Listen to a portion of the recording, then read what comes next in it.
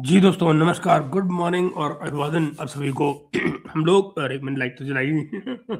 जी। बांग्लादेश में चुनाव खत्म और कल देर रात तक ट्रेंड समझ में आ गया था कि क्या होने जा रहा है। बीएनपी पावर में आ रही थी, मगर जिसकी मुझे अंदाजा नहीं था, बिल्कुल भी अंदाजा नहीं था, वो ये कि बीएनपी 2/3 से आ रही है। 2/3 मेजोरिटी के साथ में आ रही है। 300 की सीट है वहां पर, जो पार्लियामेंट है वो 300 सीटों की है और 200 से ज्यादा सीटें लेकर आ रहे हैं। जो दूसरी बड़ी जमात इस सारे में सामने आई है, जिसकी मुझे उम्मीद थी पूरी, वो थी जमात इस्लामी। वो पूरी ताकत के साथ में करीब 70 सीट्स लेकर आ रही है। मतलब ये कि वो ये बिल्कुल ठीक है कि उनका सरकार बनाने में सहयोग नहीं चाहिए होगा बीएनपी को, वो अपने बल पर सरकार बना सकते हैं। 2/3 मेजोरिटी है, कोई दिक्कत नहीं होगी। मगर ये भी सही है कि बीएनपी एक स्ट्रांग अपोजिशन के रूप बीएनपी के लिए जमात जो है वो एक स्ट्रांग अपोजिशन के रूप में मौजूद रहेगी वहां पर। तो मित्रों, आइए बहस करते हैं आज की बातचीत पर। हम बात कर इसको चलते लेकर, और साउथ एशिया की राजनीति में एक बड़ा मोड़ कल रात को नजर आ गया था। ढाका से जो तस्वीर अब साफ दिख रही है वो है कि बांग्लादेश में सत्ता बदल चुकी है। बांग्लादेश जो नेशनल पार्टी है बीएनपी, उसने जो 300 सदस्यों की जो ये संसद है, उसमें 2/3 के करीब बहुमत हासिल कर लिया है। और जो अगली सरकार है बीएनपी के नेतृत्व में बनना अब तय है, उसमें कहीं कोई क्वेश्चन मार्क है ही नहीं। जो लोकल टीवी चैनल है वहाँ के, जो अंतर्राष्ट्रीय एजेंसियां हैं, उनके मुताबिक बीएनपी और उनके जो सहयोगी दल हैं, उनके कुल 299 में से 200 से ज्यादा सीटें उन्होंने जीत ली है। यानी ये कि एक डिसाइसिव लैंडस्लाइड मैंडेट उनको मिला है। दूसरी तरफ है जमात इस्लामी और उसके जो सहयोगी दल हैं, उनका जो अपोजिशन का ब्लॉक है, उनमें करीब दर्जनों सीटों के साथ में ये लोग ऊपर आए हैं। लेकिन जो पावर का स्टीयरिंग व्हील है वो बिल्कुल साफ नजर आ रहा है, वो बीएनपी के हाथ में है, उसमें संदेह नहीं होना चाहिए कोई। आज की इस चर्चा में हम सिर्फ नतीजे नहीं गिनेंगे दोस्तों, अपन ये समझने की कोशिश करेंगे कि जो तारिक रहमान की जीत है, क्या ये सिर्फ सत्ता का बदलाव है या पूरे सिस्टम का रीसेट है। इंडिया और बांग्लादेश के रिश्तों पर इसका कितना गहरा असर पड़ेगा, खास तौर पर चाइना, पाकिस्तान और पूरे रीजन के कॉन्टेक्स्ट में।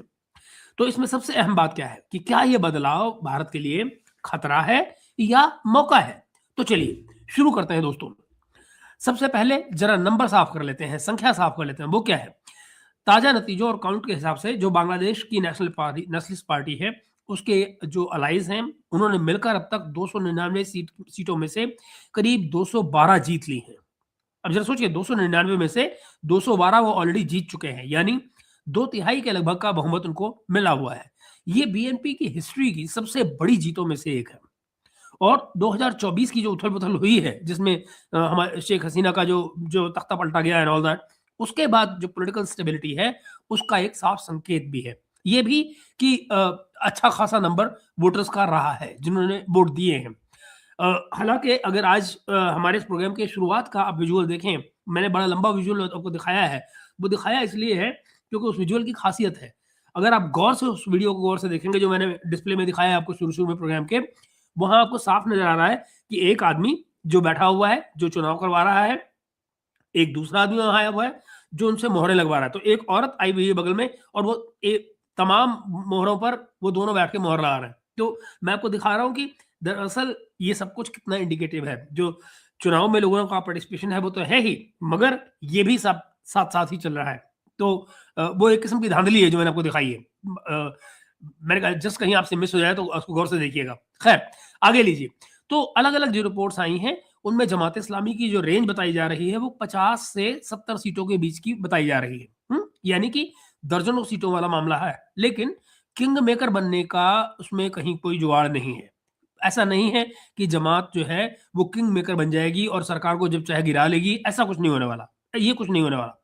बाकी जो बची हुई सीटें हैं, वो छोटे दलों में और इंडिपेंडेंट्स के पास जा रही हैं। लेकिन जो कुल तस्वीर है, वो ये बताती है कि जो जातीय संसद है, जातीय संसद मतलब जो पार्लियामेंट इनकी है, जातीय संसद में जो सिंगल पार्टी डोमिनेंस है वो बीएनपी के हाथ में ही रहेगा।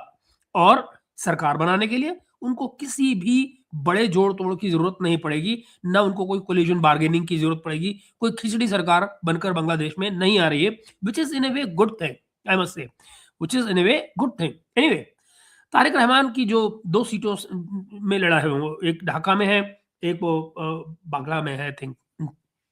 तो वहाँ दोनों से ही उनको जीत मिली है। दोनों ही सीटें जीत गए वो। तो आइए सबसे पहले हम चलते हैं इस पूरी कहानी का जो केंद्रीय चेहरा है वो है तारिक रहमान, वहाँ चलते हैं। बीएनपी के जो चेयरमैन हैं तारिक रहमान, ये 2 हाई प्रोफाइल सीटों से मैदान में थे।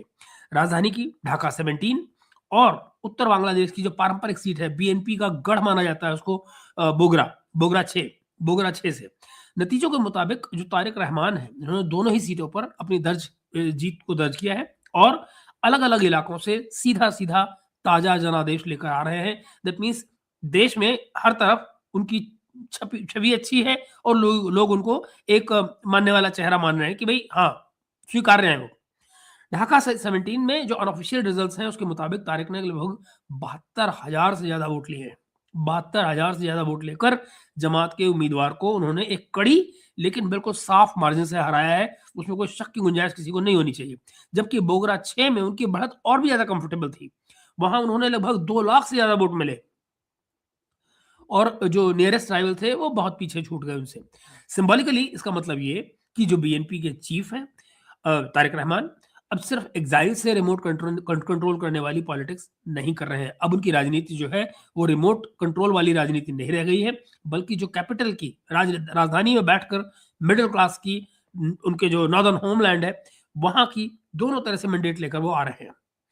यही वजह है कि जो अंतर्राष्ट्रीय कवरेज है उसमें तारिक रहमान को बांग्लादेश के अगले प्रधानमंत्री के तौर पर अब देखा जा रहा है और ये जीत उनकी पर्सनल लेजिटिमेसी को भी मजबूत करती है, सील लगाती है, उसके ऊपर मोहर लगाती है।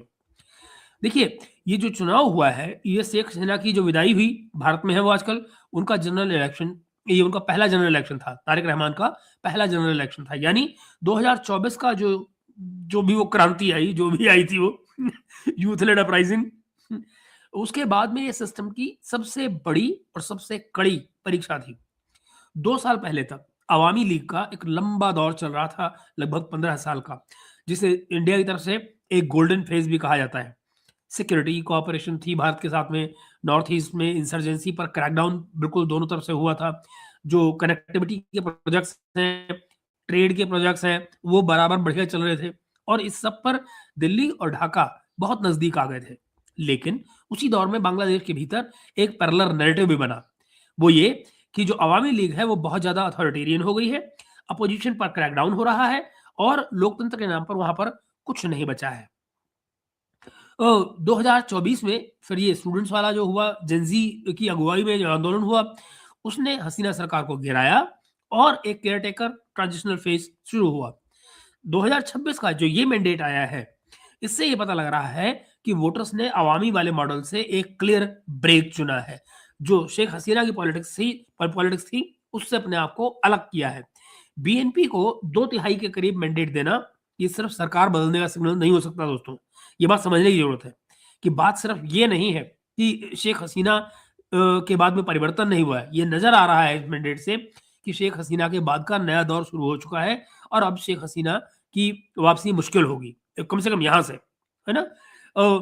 हो सकता है कि आने वाले समय में ये सरकारें कैसी चलती हैं, उस पे बात आएगी, देखी जाएगी। ओके, लेकिन यहाँ पर जो 2 तिहाई मैंडेट मिला है, उसमें सरकार बदलने का सिग्नल नहीं है, बल्कि एक नए बैलेंस की भी तलाश हो रही है। जो जनता है, वो कहीं एक नया बैलेंस भी तलाश रही है कि आखिर अवामी लीग के अलावा दूसरा ऑप्शन क्या? चाहे उसमें रिस्क ही क्यों ना शामिल हो, लेकिन ये हो रहा है। सामने नज़र आ रहा है, आपको सच से नकारना नहीं चाहिए। तो अब आइए उस एंगल पर जो हमारे लिए ज़्यादा महत्वपूर्ण है और वो क्या है? इंडिया बांग्लादेश की इक्वेशन बीएनपी के सरकार के साथ में कैसी दिखेगी? मैं आपको याद दिला दूँ कि जिस समय पर ये आंदोलन हुआ था, उसके इमीडिएट बाद में बीएनपी के ऑफिस में एक मुलाकात हुई थी। हमारे आपको पिक्चर मिल जाएगी इंटरनेट पे घूमती हुई। हमारे जो एम्बेसी के जो ब्यूरोक्रेट्स हैं, हमारे जो डिप्लोमेट्स हैं वहाँ पे, वो जाकर बीएनपी के ऑफिस में मिले थे। खालिदा जिया उस समय पर ज़िंदा थी, बीमार थी लेकिन ज़िंदा थी। ये इनफैक्ट घटना है उनके लंदन जाने से ठीक पहले की। जाने से ठीक पहले की घटना थी। मेरे ख्याल से 2-3 दिन पहले की घटना थी। जब वो बीएनपी के ऑफिस में मिले थे और बीएनपी ने भारत से उस समय पर ये वादा किया था कि हम जब भी पावर में आएँगे, अगर आएँगे चुनाव के बाद में, तो हम भारत के साथ में अच्छे संबंध बनाना चाहेंगे। तो जो पहले की पुरानी उन्होंने कहा था हम इतिहास को नहीं देखेंगे, आगे से हम नए संबंध बनाएँगे, ये बात बीएनपी ने कही थी। और फिर अभी आपको याद हो खालिदा जिया जब मरने के बाद में अभी उनकी अंत्येष्टि पर जयशंकर जी गए थे बांग्लादेश, उस समय भी उनकी तारिक रहमान से मुलाकात हुई थी। ये मैं आपको अंडरलाइन कर दूँ कि तारिक रहमान से जयशंकर जी मिलकर आए थे। तो ये एक इनिशियल कॉन्टैक्ट जिसको आप कहें, वो ऑलरेडी हो चुका है दोनों के, भारत सरकार के और तारिक रहमान के बीच में। ओके, तो ये हुआ। इतिहास में अगर आप इतिहास में देखेंगे तो आप देखेंगे कि बीएनपी और भारत के रिश्ते हमेशा बहुत आसान नहीं रहे हैं। दिल्ली की जो स्ट्रैटेजिक याददाश्त है, हमारी जो एक स्ट्रैटेजिक मेमोरी है, स्ट्रैटेजिक मेमोरी में बीएनपी के साथ में हमारी कई शिकायतें दर्ज हैं। यानी नॉर्थ ईस्ट की जो इंसर्जेंसी थी, अलेज्ड वहाँ पे सेफ हेवन दिए जाते थे बांग्लादेश में, इल्लीगल माइग्रेशन का खर्चा आज भी है, और जो बॉर्डर पे फायरिंग होती हैं या पाकिस्तान और चाइना के साथ में जो प्रॉक्सिमिटी है बांग्लादेश की, उसको लेकर सवालात इस समय पर खड़े हुए हैं। इसके अलावा इसके बिल्कुल अपोजिट में अगर आप देखिएगा तो अवामी लीग के ज़माने को इंडिया ने सिक्योरिटी और कनेक्टिविटी के लिहाज से सबसे ज़्यादा कंफर्टेबल बना है। चिटागोंग, मांगला पोर्ट के इन दोनों का जो एक्सेस था वो नॉर्थ ईस्ट के लिए मौजूद था। रेलवे और रेल और रोड लिंक सारे मौजूद थे। यहाँ तक कि ये सब कुछ उस दौर में चल रहा था। लेकिन बांग्लादेश के भीतर एक परसेप्शन ये भी बढ़ा कि दिल्ली एक पार्टी के साथ में खड़ा है, बांग्लादेश के साथ नहीं खड़ा है, बांग्लादेश की एक पार्टी के साथ में खड़ा है। बांग्लादेश के लोकतंत्र के साथ में नहीं खड़ा है, बांग्लादेश की लोकतंत्र में मौजूद एक पार्टी के साथ में खड़ा हुआ है। ये एक तस्वीर वहां पर गई। इसी बैकड्रॉप में चुनाव से पहले एक बड़ा इंटरेस्टिंग डिप्लोमेटिक मूव हुआ। आप देख रहे हैं, ये घटना इसका मैं आपको जिक्र कर रहा हूँ। पूर्व प्रधानमंत्री जो बेगम खालिदा जिया थी, उनकी गंभीर बीमारी और फिर उनकी डेथ हुई। भारत के जो विदेश मंत्री हैं जयशंकर, वो खुद ढाका गए, बीजेपी लीडरशिप से सॉरी बीएनपी की जो लीडरशिप थी उससे मिले। और याद रहे, मैं आपको पहले बता चुका हूँ, लंदन जाने से पहले बीएनपी की लीडर खालिदा जिया के लंदन जाने से पहले जो हमारे डिप्लोमेट थे वहां के एम्बेसी के, वो बीएनपी के ऑफिस जा चुके थे, मिल चुके थे। तो बीएनपी के लीडरशिप से मिले जयशंकर जी, और तारिक रहमान के साथ में बहुत कॉर्डियल बातचीत हुई। इसको दिल्ली बेस्ड एक्सपर्ट्स ने इंडिया और बीएनपी के संबंध में जो हमारे रिलेशंस हैं उसमें एक नए फेज की शुरुआत भी बताया। ये भी बताया गया कि ये एक नए चरण की शुरुआत हो रही है बीएनपी और भारत के संबंधों के बीच में। विशेषज्ञों का कहना है दोस्तों कि तारिक रहमान अब खुलकर ये सिग्नल दे रहे हैं कि अगर उनको एक स्थिर प्राइम मिनिस्टरशिप चाहिए तो भारत को कंप्लीटली एंटागनाइज करना उनके हित में नहीं है, ये वो कह रहे हैं। ओके, दिल्ली भी रियल पॉलिटिक के तहत अब बीएनपी को इग्नोर करने के बजाय, मतलब इग्नोर करने की लग्जरी भारत के पास है ही नहीं। 2/3 बहुमत से एक पार्टी आ रही है, आप उसको इग्नोर कैसे कर सकते हैं? इग्नोर करने का कोई सवाल ही नहीं पैदा होता। तो ये खेल है। आज के नतीजों के साथ में ये जो आउटरीच है, ये और भी ज़्यादा अहम हो जाती है। जो जयशंकर जी ने आउटरीच की, ये और भी ज़्यादा अहम हो जाती है क्योंकि अब इंडिया को सिक्योरिटी कंसर्न्स, पॉलिटिकल कंपल्शंस को बैलेंस करते हुए, यानी सिक्योरिटी कंसर्न्स और पॉलिटिकल कंपल्शंस, इन दोनों को बैलेंस करते हुए बीएनपी सरकार के साथ ही काम करना होगा। ये तय हो चुका।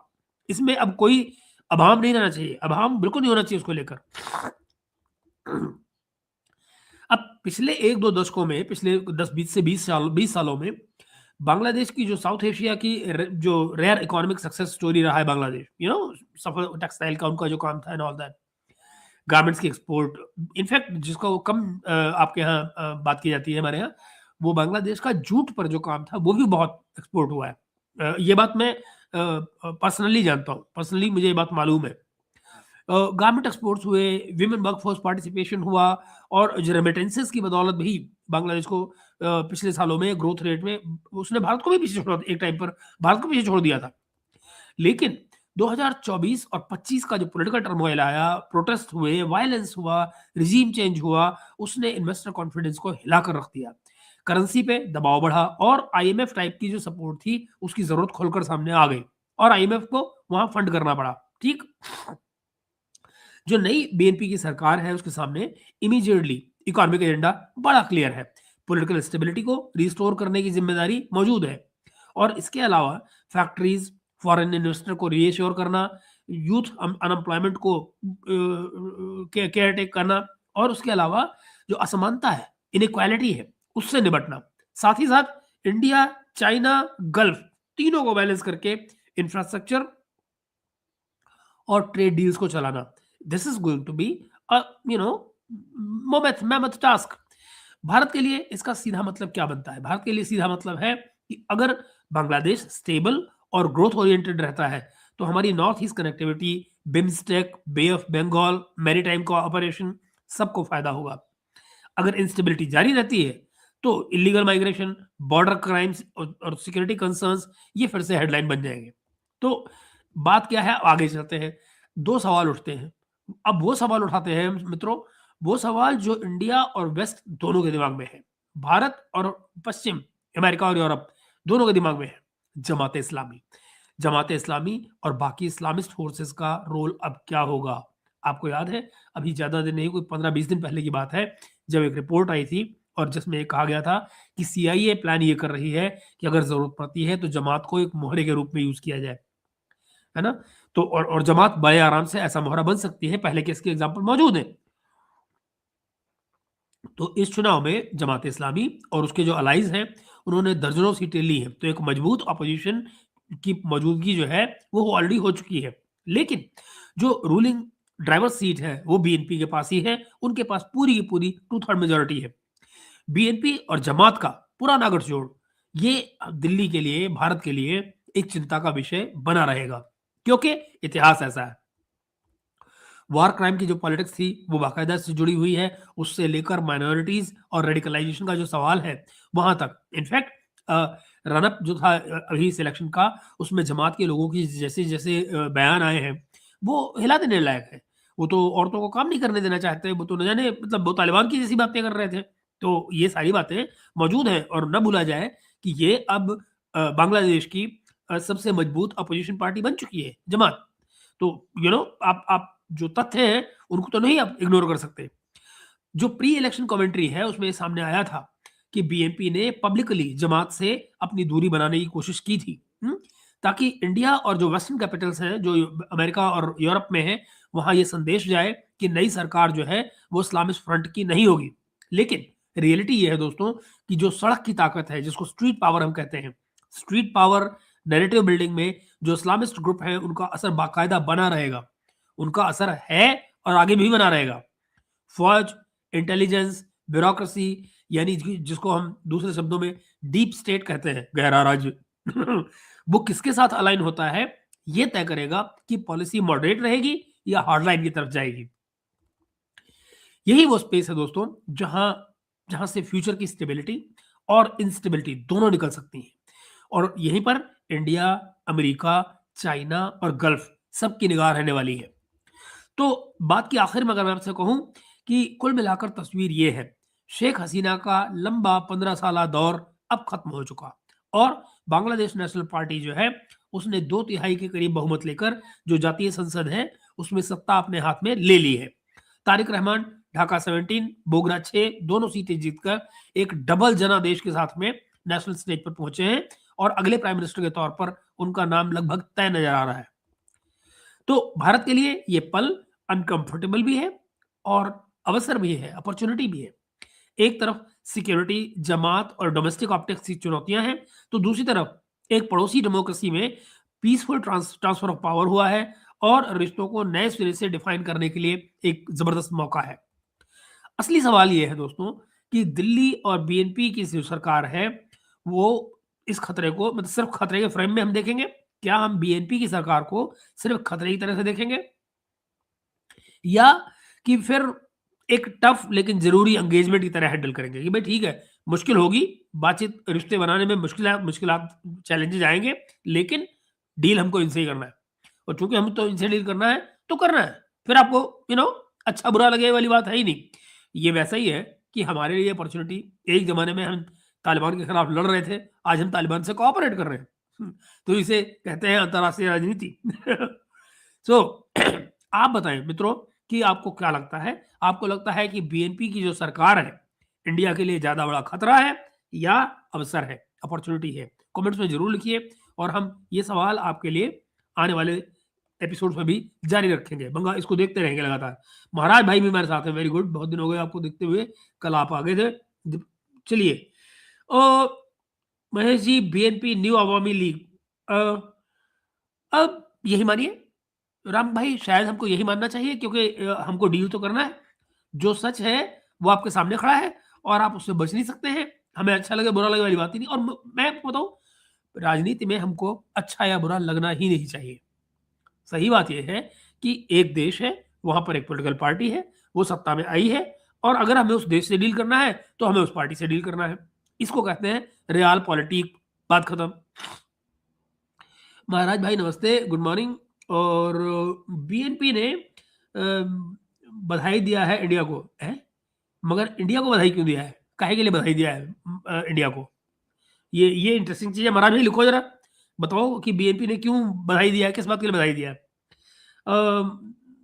नमस्ते महाराज जी। और महाराज भैया कह रहे हैं बीएनपी भी तो देख रही है कि इंडिया से लड़ के कोई फायदा नहीं। बिल्कुल ठीक बात है, बिल्कुल सही जायज़ बात है। और बातचीत बाबा के रखने में बेनिफिट है बीएनपी के लिए, बांग्लादेश के लिए। बिल्कुल ठीक बात, 100% सही बात है, बिल्कुल जायज़ बात है। और अगर उनकी जगह पे कोई भी समझदार पॉलिटिशियन होगा, तो बिल्कुल यही सोचेगा जो आप कह रहे हैं। बिल्कुल ठीक बात है।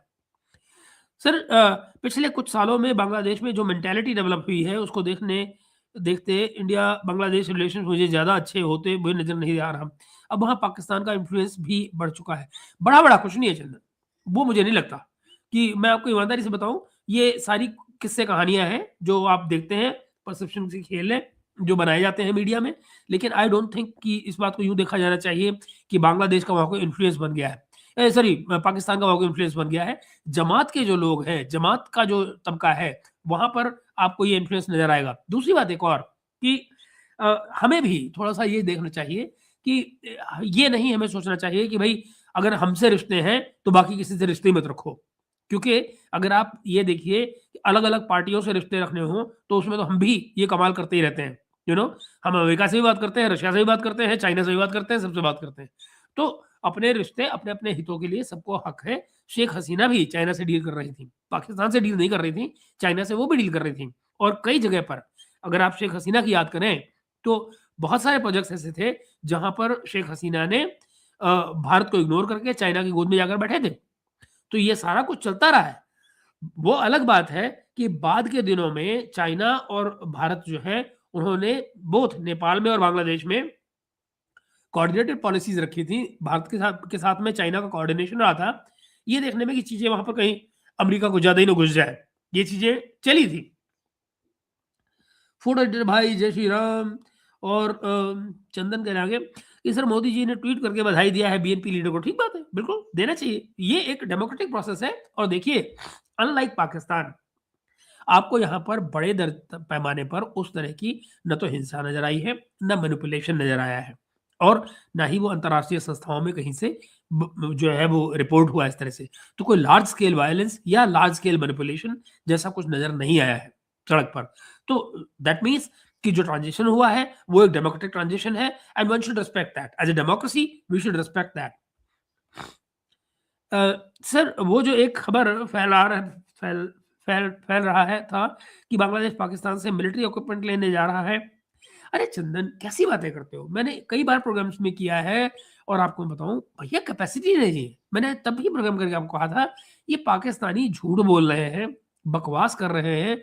इन्होंने जितने एग्रीमेंट कहे किए हैं अब तक, जिनको इन्होंने ज़िक्र किया है, कभी भी आपने दूसरी पार्टी से सुना है क्या?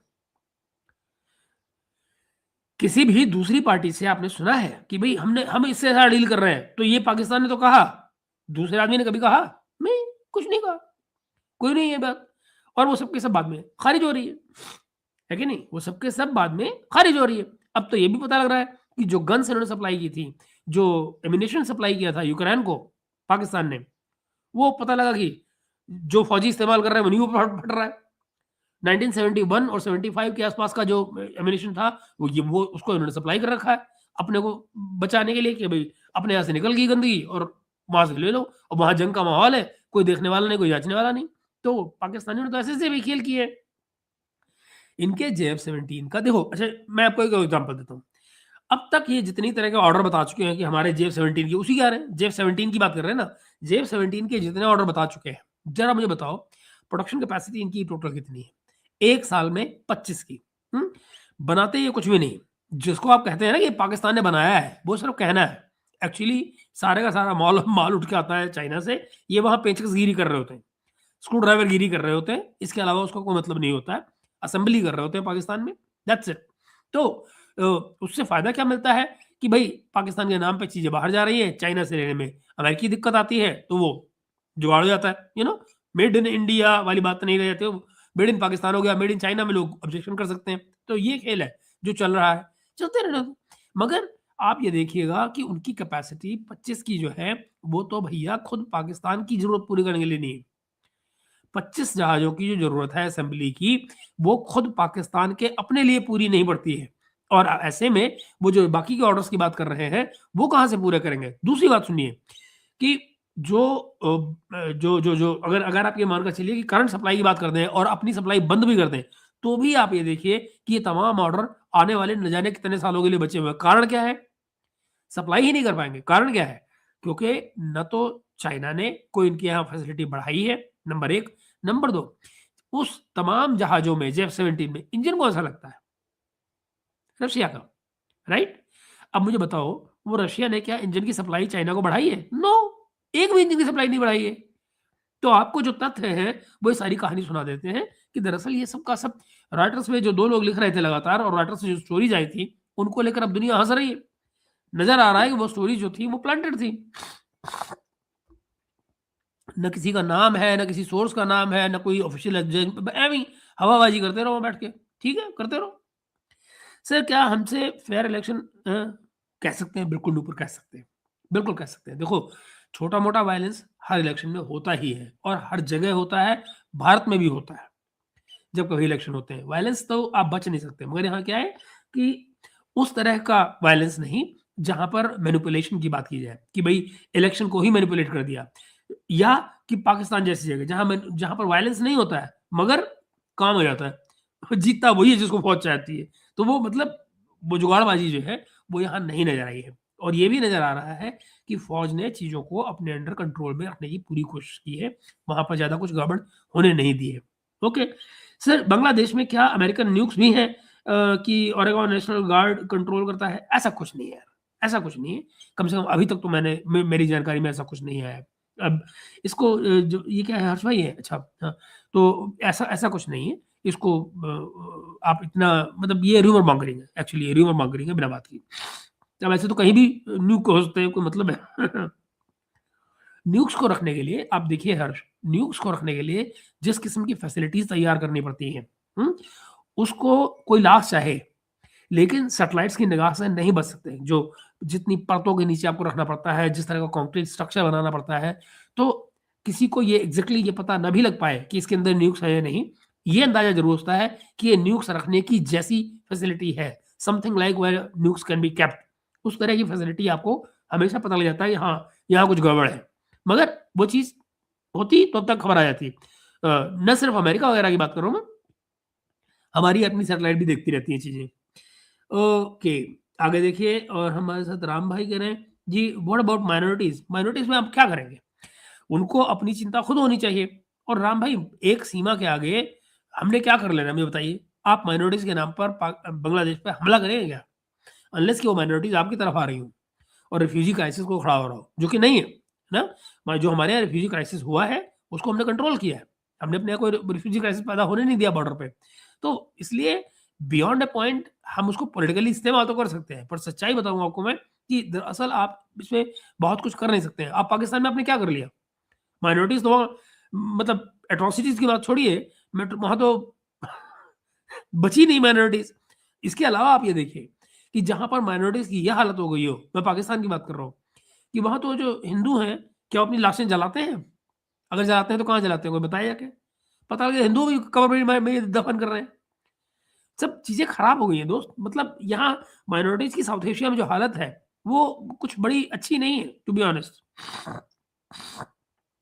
और वो उसके पीछे जो रीज़न्स हैं, वो सब पॉलिटिकल है। ओके, राम भाई आगे कह रहे हैं कि Mahesh ji why did South East Asia develop faster than South Asia? Religion. India की बात तो छोड़िए, इंडिया में तो पॉलिसीज़ ही खराब थी, है ना? और बाकी आप ये देखिए साउथ एशिया में जो जो इस्लाम का जो अपना चक्कर चलते रहे हैं, वो अलग है। बांग्लादेश ने जब इस्लाम को छोड़ा और सिर्फ़ बिज़नेस पे फ़ोकस किया, काम पर फ़ोकस किया, आपने देखिए तुरंत वहाँ तरक्की आ गई।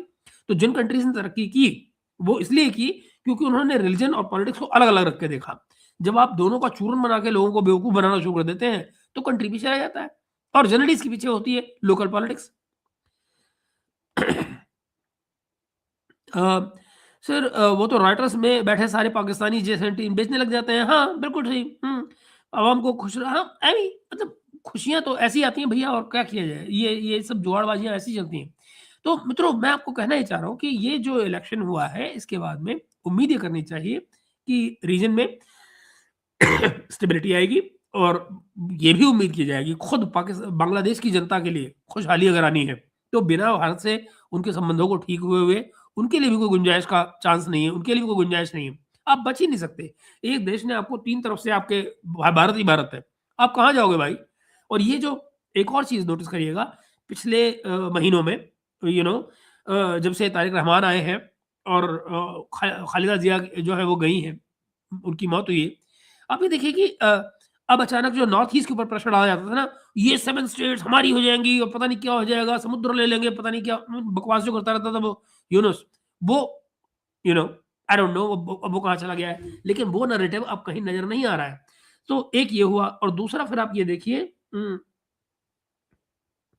और सेकंडली आप ये देखें कि ये जो बांग्लादेश में एक और चीज़ है, वो ये कि इनकी जो टेक्सटाइल इंडस्ट्री है, उसको ज़रूर छूट मिली है। आप देखिए अभी पिछले दिनों ट्रंप ने जो रियायतें दी हैं ऑलमोस्ट 0% कर दिया उसने टैरिफ वहाँ पे, तो वो चीज़ें आ रही हैं। अब हमको उसको भी गौर से देखना होगा कि दरअसल खेल क्या है? ये खेल क्या है जो ये खेलना चाह रहे हैं अमेरिकी यहाँ पे? वो भी हमें गौर से देखना होगा और देखना ये होगा कि जो नई सरकार है, वो किस तरह इस सब पर अपना कोऑपरेशन कोऑर्डिनेशन मैं अगला एक्चुअली ये मैं इस्लामिक बात आपसे इसलिए कर रहा हूँ क्योंकि एक नई रिपोर्ट आई है यूनाइटेड नेशंस की सैंक्शंस कमेटी की एक रिपोर्ट आई है जो बात कर रही है कि जैश ए मोहम्मद की कि भाई साहब ये जो पाकिस्तानी बता रहे हैं कि जैश ए मोहम्मद खत्म हो गई है वो खत्म नहीं हुई है वो बाकायदा नई फॉर्म्स में मौजूद है फंडिंग कर रही है और उसने भारत में टेररिज्म किया है लाल किले पर जो बम ब्लास्ट हुआ जो अमोनिया वाला जो बम ब्लास्ट हुआ था उसका उन्होंने एग्जाम्पल दिया है मैं तमाम डिटेल आपको अगले व्लॉग में दे रहा हूँ तो यूनाइटेड नेशन बड़ी कड़ाई से सैंक्शन कमेटी में उसका जिक्र किया है जिसको मुझे लगता है कि भारत सरकार शायद आने वाले दिनों में जब भी कभी एफएटीएफ की मीटिंग्स होती हैं या कोई बात आती है या इवन जो इनके ऊपर जो तरह-तरह की जगहों पर जो ब्यूरोक्रेटिक डिप्लोमेटिक प्रेशर जो हमें क्रिएट करना है, वो अपन कर पाएँगे ऐसा मुझे लगता है। क्योंकि ये कोई भारत नहीं कह रहा है जो कहा जा रहा है, वो बाकायदा इन्वेस्टिगेशन के बाद में यूएन बॉडी कह रही है जो सैंक्शंस कमेटी की को देखती है। वो बता रही है कि जैसे मोहम्मद क्या-क्या कर रहा है और उसने भारत में क्या-क्या किया है। तो बड़ा ही इंटरेस्टिंग टाइम है, अपन को वो भी देखना है और अगला व्लॉग मैं उसी पे करने जा रहा हूँ आपको। अपनी डॉटर का नेक्स्ट लीडर घोषित कर दिया है, लेडी किम जोंग उन क्या बात है, बहुत बढ़िया। अ, ये क्या है? This isn't Indonesia 3 big player in a part of the world. Indonesia बड़ा खिलाड़ी है, बिल्कुल, क्यों नहीं? और वहाँ भी देखिए आप कल्चर कोई एक नहीं है, वहाँ भी मिक्स कल्चर का ही हिस्सा है। हमारी रामायण वगैरह का भी वहाँ बड़ा रोल है। हुँ, से रसिया की भी काफ़ी है। आरटी और स्पुतनिक काफ़ी एंटी इंडिया कंटेंट पोस्ट कर रहे हैं। यार, एक तो मीडिया के बेसिस पर आप पॉलिसी मत तय किया करो यार, मरवाओगे तुम। आप मुझे बताओ ज़रा हर्ष कि जब से ये डील हुई है, खुद रशिया के लीडर्स क्या कह रहे हैं? लाव्रोव क्या कह रहे हैं? वहाँ के लीडर्स क्या कह रहे हैं? पुतिन क्या कह रहे हैं? ये तमाम चीज़ें लगातार बाहर आ रही हैं और खाली आप आरटी पर मत जाओ ना, मतलब RT is not the only thing जो ये एक मीडिया डेवलपमेंट होती है, ठीक है, उसके छोटे-छोटे खेल होते हैं, चलते रहते हैं। इ इत